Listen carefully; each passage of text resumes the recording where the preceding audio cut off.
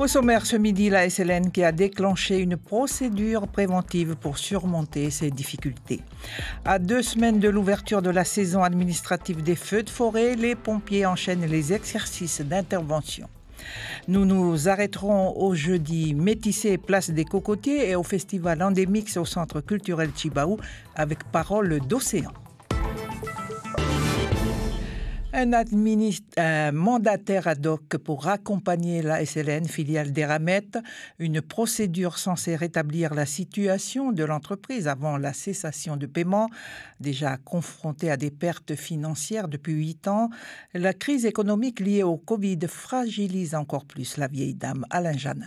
Colin McGibbon, le directeur général de la SLN, a déposé mercredi une demande auprès du tribunal de commerce de Nouméa visant à désigner un mandataire ad hoc chargé d'aider la SLN à résoudre ses difficultés.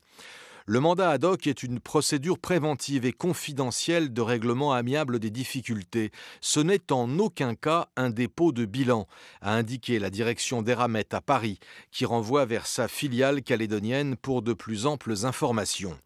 L'objectif est de rétablir la situation de la SLN, premier producteur mondial de ferro-nickel, et ainsi d'éviter que la société minière et métallurgique ne soit en état de cessation de paiement. La filiale calédonienne dispose encore de fonds de trésorerie malgré le quasi-épuisement du prêt accordé par Eramet et l'État en 2016. Le travail du mandataire ad hoc est confidentiel, tout comme les propositions qu'il fera. Son mandat a une durée de 3 mois, renouvelable pour 1 mois. Il doit permettre de trouver des solutions pour la SLN auprès de ses partenaires et de ses investisseurs potentiels. La société australienne New Century a démenti la rumeur faisant état d'une rupture des négociations avec Vale. Le départ d'un de ses actionnaires n'a aucun impact dans les négociations avec Vale, précise New Century, qui communiquera en fin de semaine prochaine sur l'avancée des discussions. Il se déclare par ailleurs prêt à attendre le référendum du 4 octobre avant de finaliser les négociations de reprise de l'usine du Sud. Une session extraordinaire du Congrès a débuté ce matin pour 2 jours avec un ordre du jour, avec un programme extrêmement chargé. La séance a été ouverte par une minute de silence en hommage à Pierre Maresca, personnalité politique récemment décédée. Pas moins de 13 projets de délibération seront soumis au vote des élus avec en préambule les rapports synthétiques des nombreux établissements publics de la Nouvelle-Calédonie. Compte tenu du volume important des dossiers à traiter, les élus ont adopté en début de séance l'article 59 du règlement intérieur qui prévoit l'exonération de la lecture des rapports des commissions durant ces 2 journées de travaux. Les élus doivent également aborder les avenants au contrat de développement État Nouvelle-Calédonie et État intercollectivité, l'affectation de la TGC, taxe générale à la consommation, puis les différents volets du budget de la Nouvelle-Calédonie. Passation de pouvoir ce matin au Sénat coutumier entre le président sortant Hippolyte Sinewami et le nouveau Justin Gaïa, une séquence administrative après les décisions coutumières prises à Marais le week-end dernier lors du congrès du Pays Kanak. Les coutumiers de l'ensemble des 8 terres étaient présents. Les colis arrivent. Les 20 tonnes de fret acheminées par bateau sont attendues pour les prochains jours. Il faudra ensuite attendre une quinzaine de jours pour les distribuer. Crise sanitaire oblige, le fret a continué de s'accumuler en métropole et ailleurs. C'est ce que nous confirmait ce matin Oxens Fafin, directeur général adjoint de l'OPT. C'est très difficile d'évaluer le nombre de courriers en attente puisque nous avons des partenariats avec l'ensemble des postes mondiales. Donc on a un partenariat très renforcé avec la Poste et c'est surtout avec la Poste métropolitaine qu'on a de la visibilité et les stocks sont déjà pleins. C'est-à-dire qu'on a déjà 20 tonnes de colis qui sont de nouveau en attente. On essaye de les faire acheminer par fret aérien, notamment avec l'appui de la DAE. Et si aucune solution n'est trouvée par rapport au fret aérien, on reprendra la solution maritime qui est plus longue mais qui est garantie. Oxens Fafin, directeur général adjoint de l'OPT, il était l'invité de la matinale de Charlotte Mestre ce jeudi. L'UFC Que Choisir se dresse contre le non-remboursement des prestations non exécutées d'Ercalin. Si une prestation n'est pas exécutée, quelles qu'en soient les raisons, l'équilibre doit être rétabli, assure sa présidente Luce Laurentzin, ajoutant que si le paiement n'est pas dû, les sommes versées d'avance doivent être remboursées. Sa présidente regrette qu'Ercalin ne propose à ses clients que des avoirs en compensation des sommes qu'ils ont versées. Or, tous les voyageurs savent désormais qu'ils ne pourront quitter le territoire avant de nombreux mois pour un séjour d'agrément. La saison administrative des feux de forêt s'ouvre le 15 septembre. Les casernes de pompiers multiplient les exercices d'intervention pour mieux coordonner les opérations de terrain. C'était le cas hier au parc de la Rivière Bleue. Reportage Cédric Ouakauniem. Le feu, il a démarré ici, là, dans les brousses, avec un vent de sud-sud-est. 8 heures à l'entrée du parc de la Rivière Bleue. Le major Jean-Louis Marlier, le chef de corps des sapeurs-pompiers du Mont d'Or, commande le centre des opérations. Le feu progresse très vite, appuyé par des vents dominants. Objectif de la mission d'intervention, protéger les habitations et les locaux administratifs du parc provincial. On a fait une demande d'un hélico, plus un groupe DIH de la sécurité civile, donc des détachements d'intervention héliportés, parce que c'est vraiment le premier objectif, les habitations, les zones inaccessibles, et ensuite on s'attaquera au fond. Sur le terrain, les sapeurs-pompiers s'activent. Combinaisons renforcées, les lances à incendie sont déroulées et ouverture des vannes. L'équipe 2 du camp des Kaori parvient à circonscrire une partie du feu. Georges Tavovianon, le caporal, apprécie ces exercices. Ça va nous permettre justement pour nos jeunes, nos volontaires, pouvoir manœuvrer lors de ces exercices-là. En situation réelle, ils sauront quoi faire. L'alerte a été donnée au petit matin par Jean-Marc Mériot, l'adjoint au responsable du parc.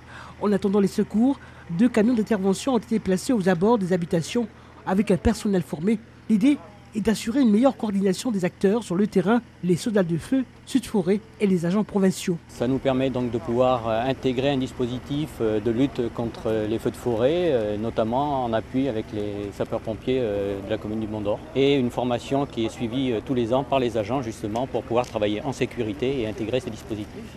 En l'espace d'une matinée, le feu a pu être circonscrit, détruisant une végétation du Kaori et de Makimini sur une superficie d'1 kilomètre à la ronde.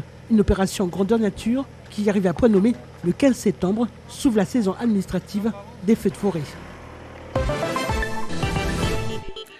On passe au sport et on parle de Mathieu Ouhila. Ce jeune rugbyman de 18 ans, originaire de Kouaoua, a intégré en juin dernier le centre de formation de Montpellier. Le Calédonien s'entraîne désormais avec l'équipe première. Il a même disputé son premier match avec les pros au milieu des champions du monde sud-africains il y a une dizaine de jours face à Aurillac, équipe de pro D2. Un match amical de pré-saison qui a vu la victoire de Montpellier 19-13. Laurent Villy, responsable du pôle espoir de rugby de Nouvelle-Calédonie. Je ne pense pas que l'ensemble des Calédoniens saisissent en tout cas cette grande performance parce que c'est pour ça que je fais un peu la relation avec le foot et le Paris Saint-Germain. Un garçon qui intégrerait le Paris Saint-Germain et jouerait aux côtés de Mbappé ou de Neymar. Aujourd'hui, c'est ce qu'a réalisé Mathieu Ouhila, originaire de Kouaoua, qui a joué au RC Mont d'Or, qui a fait ses 2 ans ici au Pôle Espoir Rugby, a intégré le centre de formation de Montpellier. On ne l'attendait pas à ce niveau-là. Il avait 2 ans en tout cas pour se performer et essayer d'intégrer l'équipe de France U20. Aujourd'hui, il a une ascension fulgurante puisqu'il a intégré le premier match des professionnels auprès des champions du monde. Il est au centre de formation, mais aujourd'hui, il est complètement intégré sur l'effectif des pros puisqu'il est sur la liste de l'effectif pro pour cette année, cette saison 2020-2021 du Montpellier Rugby Club. Ça veut dire concrètement qu'il fera des feuilles de match cette saison en top 14 avec l'équipe des professionnels. Laurent Villy, responsable du pôle espoir de rugby de Nouvelle-Calédonie, il répondait à William Lecrin. Le Centre culturel Chibaou accueille ce week-end le festival Endémix qui met en exergue le projet culturel Paroles d'Océan. Il s'agit de valoriser les patrimoines des langues kanak à travers la thématique des liens entre l'homme et l'océan. Martine Nollet. Un travail de création s'est développé dans le chant, le tressage, la sculpture, l'écriture et le théâtre. Wenich Beharouné est comédien et metteur en scène. Il revient sur le travail de la pièce. Ça a été très très dur. Pourquoi ? Parce que travailler sur l'environnement, on n'a jamais fait ça. La relation de l'homme à l'océan. Et chez nous, à Négoné, comme par hasard, nous sommes liés par rapport à ces éléments-là. Être en harmonie avec l'océan. Questionnement sur l'environnement à travers la culture kanak. Cyril Pigeot est le coordinateur du projet Paroles d'Océan. Comment est-ce que l'homme interagit avec l'océan? Qu'est-ce que sa relation véhicule culturellement avec l'océan? Et à partir de là, on travaille sur ce qu'on appelle le patrimoine oral. Le travail d'écriture en langue représente une grande fierté pour l'ensemble des partenaires. Doriane Etoroy de l'Académie des langues kanak. La troupe, elle tourne beaucoup avec les textes en français. Et là, quand on nous dit « faites en Engonais », c'est bizarre, mais ça nous fait plaisir. Parce que c'est très rare qu'on fait en Engonais. Guillaume Soulard, directeur artistique et culturel du Centre culturel Chibaou et de l'ADCK. Nous, humains, on peut être les porteurs d'une parole qui est nécessaire aujourd'hui pour alerter les populations. Tout ce qui fait la richesse de notre pays, dans les tribus et ailleurs, va se retrouver là, sur ce petit coin de cocoterie pour écouter et profiter de ce qui s'est passé dans les tribus du pays. Ce week-end, le festival Endémix est au programme du Centre culturel Chibaou, un projet qui met en lumière le patrimoine culturel et linguistique de manière contemporaine en abordant cette question des enjeux environnementaux. Un reportage de Martine Nollet. C'est un jeudi métissé que propose actuellement Nouméa Centre-Ville sur la place des Cocotiers. Ce nouvel événement propose les savoir-faire de toutes les communautés qui font la richesse de la Nouvelle-Calédonie. Alors là, je suis en train d'installer mon stand en vue de l'expo qui vient. Donc c'est un stand d'artisanat avec des bijoux sur nacre, avec des motifs du Pacifique et puis de la région nord-américaine aussi. C'est un travail familial, on est 4 à travailler, mes parents, moi-même et mon frère, pour faire les bijoux que l'on confectionne. Nous avons de la vannerie, du monœil, également des boucles d'oreilles en nacre, des bagues, des colliers, des couronnes de tête. De tout qui représente la Polynésie. On vient de Boulou-Paris. On vend des bromelias, il y a des légumes, carottes, chouchoutes, chouchines, corosol et pamplemousse. C'est important pour nous parce que ça nous fait des petits revenus. Des propos recueillis par Cédric Wakauniem. Voilà qui met un terme à ce journal. Merci de l'avoir suivi. Bel après-midi sur La Première.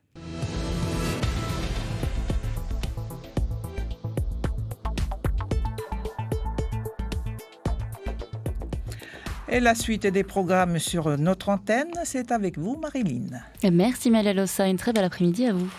C'était votre journal de la rédaction présenté par Malia Lossa.